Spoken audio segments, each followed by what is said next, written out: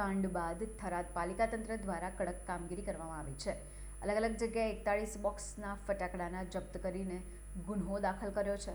સામવેદ હોસ્પિટલમાં દ્રષ્ટિ હોસ્પિટલને ફાયર એનઓસી મુદ્દે નોટિસ અપાઈ હતી. થરાદમાં ભંગારના 5 ગોડાઉનને પાલિકા તંત્ર દ્વારા સીલ મારવામાં આવ્યું હતું.